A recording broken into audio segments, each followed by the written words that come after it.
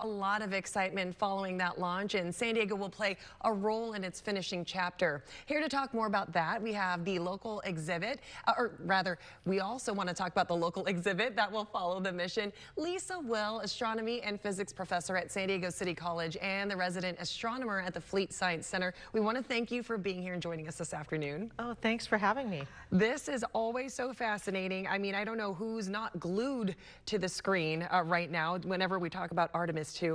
Why do you think Artemis II, why is this so exciting for our generation? I think in many ways it's aspirational, right? It shows us the best of what humanity can do when we all work together, and I think we could really use that. Yes. And for many people, they weren't alive during the Apollo missions. That's true.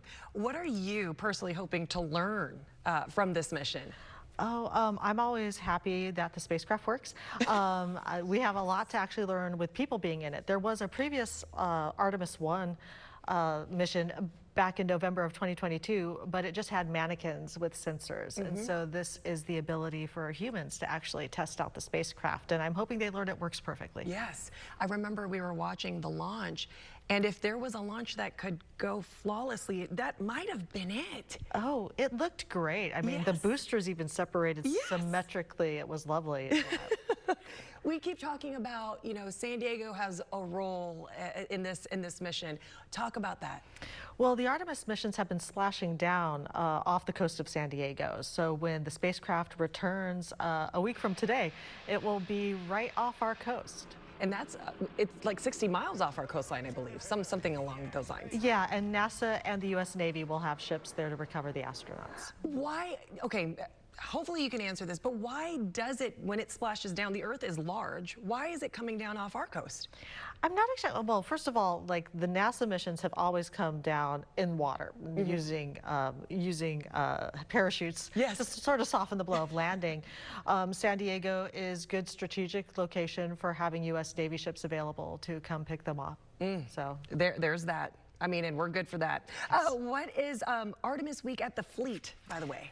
So especially over the days of April 9th through 11th, the Fleet Science Center will be having a variety of activities special to Artemis that people can engage in. There will be local San Diego scientists and NASA team members to be there to engage with the public. There are models of the spacecraft themselves that people can play with, including an Orion capsule simulator.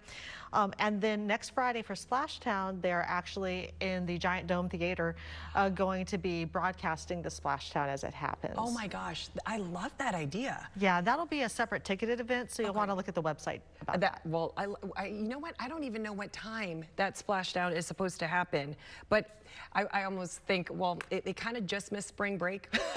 Just a little bit, but that's so fascinating. Anything else you want people to know about, if they're curious about, I don't know, going to space one day, what they can find at the Fleet Science Center? So the Fleet Science Center, they have multiple displays dealing with physics and astronomy.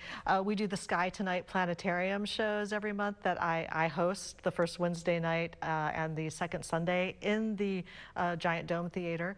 And so if you want the feeling of being in space, but you're unfortunate enough not to be an astronaut, come join us for our planetarium shows. Lisa, I also have to ask, in class, wait, is it spring break right now at the college? It is. Oh, it is. I was going to say, what have the students been saying, or what have they been asking you about? I look forward to getting more of the reaction next week after the mission has successfully launched. You know, this was postponed from launch date back in February, so I think people kind of wait to like, oh, will it happen? Will it happen? And now, especially since NASA does such great social media, I'm sure the students are seeing a lot more information about what's going on. Oh yeah. All right, Lisa, thank you so much. I mean, I could talk about this for another hour because it is absolutely fascinating.